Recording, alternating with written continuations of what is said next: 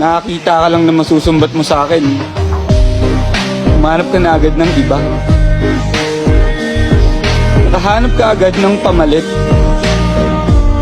Masakit man sabihin pero minsan naisip kong ganun ka ba kasabik?